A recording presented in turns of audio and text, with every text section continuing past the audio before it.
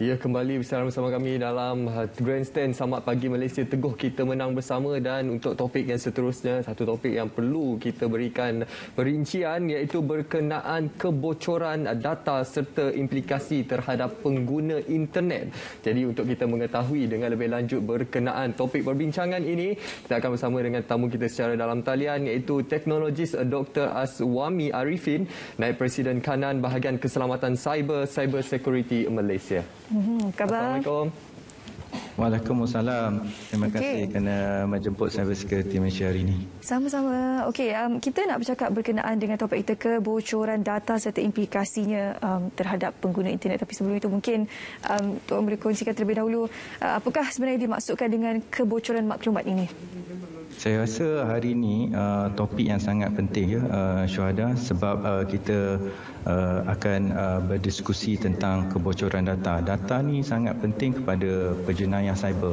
Kita ni dalam dalam alam maya pendigitalan dan sebagainya, Yang Amat Berhormat Perdana Menteri pun telah melancarkan My Digital Blueprint, dan kita dalam transformasi digital ekonomi. Dan nak tak nak kita dalam dunia digital, dan recently Yang Berhormat KJ pun telah melancarkan 4IR ataupun Industri Revolusi yang keempat, di mana nanti satu hari kita akan tengok robot pula. Nak tak nak kita kena latih diri kita supaya kita ni ambil tahu tentang teknologi dan sebagainya. So berbalik kepada kebocoran ni, satu benda fenomena yang sangat penting untuk kesedaran penonton.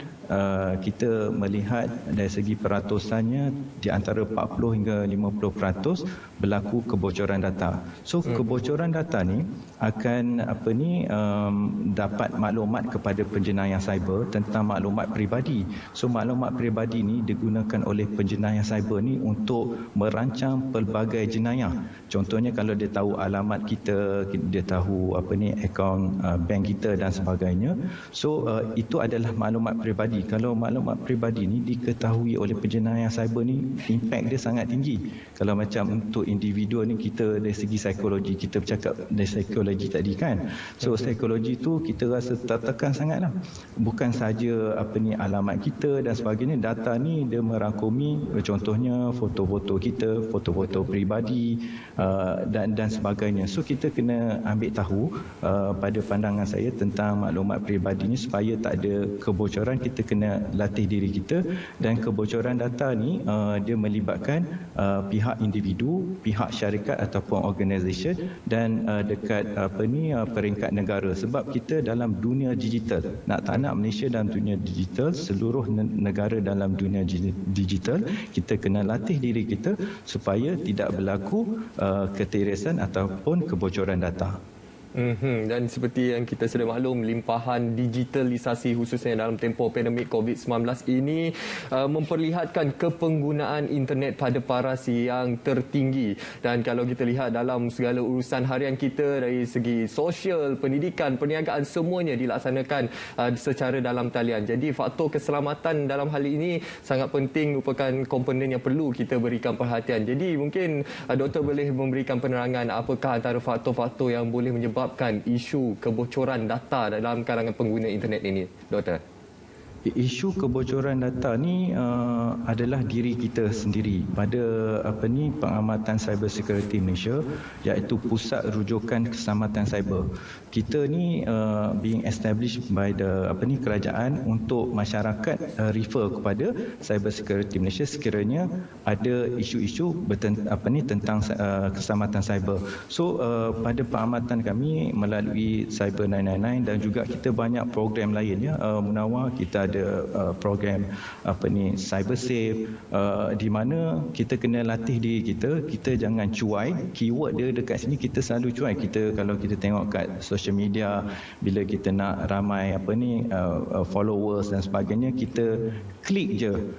Penjenayah cyber ni dia sangat teknikal. So dia letak pautan. So bila letak pautan dekat situ, dan pengguna ni tanpa usul periksa, dia percaya je apa yang di sebalik tabir ni di dalam dunia digital, yang mana dunia digital ni adalah baik, tapi at the same time dalam masa yang sama kita kena latih diri kita kena ada pemeriksaan. So dekat situ bila ada pautan dan sebagainya, kita kena bertanya kawan ke ataupun rujuk kepada pusat rujukan keselamatan cyber, iaitu Cyber Security Malaysia. So pada pengamatan Cyber Security Malaysia adalah kawalan kendiri, dia tak latih diri dia untuk kesedaran dari segi individu, organisasi dan juga kalau kita nak mengelakkan keteresan data maklumat yang strategik dari level ataupun peringkat negara.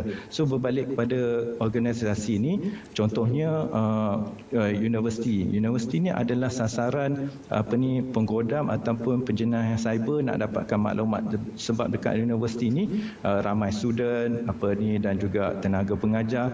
So kalau kita universiti ni tak letak kawalan yang sebaiknya, dia tidak mengauditkan secara pengurusan dan juga mengaudit secara teknikal, maka ada orang kata kelemahan di dalam sistem dalam laptop personal peribadi, sistem dalam laptop ataupun pelayan server di peringkat organisasi, di mana dia kena buat latihan pengauditan dan sebagainya, ada kesedaran diri, dan daripada situ kita boleh mengelakkan daripada terjadinya berlaku keteresan data ataupun kebocoran data.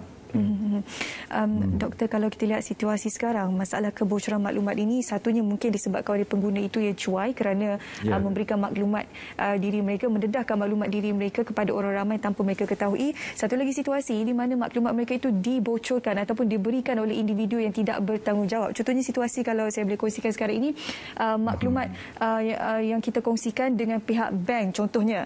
Kadang-kadang ada mereka yang tidak beretika menjual maklumat tersebut, yang semudah-mudahnya mungkin nombor telefon diberikan kepada ejen insurans contohnya, umpamanya di luar dan sebagainya. Jadi di Malaysia kita ada satu akta dipanggil PDPA, Personal Data Protection Act. Bagaimana akta ini boleh diguna pakai di Malaysia untuk melindungi data-data ataupun maklumat yang perlu, yang tidak boleh dikongsikan oleh orang awam ataupun siapa saja di luar sana? So sepatutnya organisasi ini melalui polisi yang disediakan oleh kerajaan ataupun peraturan di mana pihak syarikat ni kena ambil tahu. Contohnya kalau kita pergi dekat bank negara telah keluarkan polisi yang dipanggil Risk Management in IT, di mana segala data peribadi ni kena ada pengurusan yang baik. So daripada semasa ke semasa dia kena berjaga-jaga. Pencerobohan ni mungkin tak melalui daripada faktor luaran, mungkin dalaman. So dalam dalaman ni kalau mempunyai pengauditan ataupun pengurusan polisi yang baik untuk melihat secara keseluruhan, insya-Allah benda ni takkan berlaku lah. Di sinilah pusat rujukan keselamatan cyber security ni, iaitu CSM, kita memberi bantuan, kita menyediakan banyak platform program. Contohnya saya dengar tadi yang kehilangan kerja dan sebagainya. So kita ada satu program, saya nak beritahu dekat Munawar dengan Syuhada. Kita yang berhormat Menteri Komunikasi dan Multimedia ni, dia telah officially launch, kita panggil Cyber Casa lah. So dalam Cyber Casa ni ada pelbagai program di mana kita produce, contohnya guideline untuk pihak syarikat orang kata ikuti, menjadikan dia sebahagian daripada polisi. Dan kat sini saya nak selitkan, semalam pihak cyber security kita melancarkan satu program untuk upskilling, di mana yang terkesan tak ada kerja dan sebagainya. So kita ada satu program yang kita menyahut orang kata program kerjaan juga, iaitu dipanggil pemulihan. So kita letakkan dekat situ satu program di mana kita nak upskilling yang mana tak ada kerja ataupun lepasan pelajar-pelajar yang lepasan daripada universiti, mungkin dia tak dapat kerja lagi. So bila dia melalui latihan dengan Cyber Security Malaysia ni, Cyber Security Malaysia ni dan juga agensi yang lain, saya nak juga ambil kesempatan kat sini nak memberitahu dekat Munawar dan juga Syuhada, kita telah dikaji selidik dari segi program-program cyber security ni. Cyber security dekat negara kita ni adalah dalam tahap yang kelima. Ini adalah dibuat kaji selidik ini dibuat daripada Eropah, iaitu International Telecommunication Union. So banyak program-program pusat rujukan yang ada dekat cyber security Malaysia. Siapa yang terkesan ni boleh pergi kat pautan website cyber security Malaysia dan memohon untuk melalui latihan. So mungkin dia terkesan sekarang ni, tapi bila dia dah upskilling diri dia, that means apa yang saya nak cakap ni, level kemahiran dia sangat tinggi. Nanti mungkin pada masa hadapan, sebab kita dalam dunia digital, kita akan dapat kerja yang sebaiknya, bukan saja dekat dalam negara, malahan dekat luar negara. Dan gaji pada pengamatan cyber security Malaysia dan saya secara peribadi memang tinggi, mungkin melebihi 10,000 dan sebagainya kalau kita memang mahir dalam bidang keselamatan cyber ni. Itu kesempatan daripada Dr. Aswami berkenaan bagi anda yang di luar sana yang mengalami isu kehilangan pekerjaan.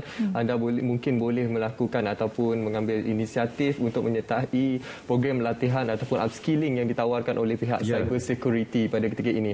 Baik, Doktor, dalam situasi semasa sekarang ini, bagaimana pihak cyber security melihat sejak beberapa tahun kebelakangan ini, bagaimana dari segi tahap kesedaran orang ramai terhadap isu kebocoran data ini, khususnya bagi pengguna media sosial ini? So, terima kasih kepada media dan juga rancangan Selamat Pagi Malaysia pada hari ini. Maka pada pengamatan kami, kita ada juga buat survey dari segi kesedaran tu makin meningkatlah. Tapi dengan modus operandi ataupun tata cara penjenayah cyber ni yang begitu licik, yang begitu teknikal, maka kita kena memaksa diri kita, melatih diri kita supaya kita mengambil tahu sebanyak yang mungkin. Kalau macam ada masalah je, dah ada pusat rujukan ni Cyber Security Malaysia, kita boleh hantar je email, bukan susah pun kita hantar email Cyber Security Malaysia kan, Cyber 999 kita satu program, kita hantar je email cyber999@cybersecuritymalaysia.my. So kalau kita was-was je kita kena ada satu konsep yang kita panggil kepercayaan kosong, ataupun dalam English zero trust lah.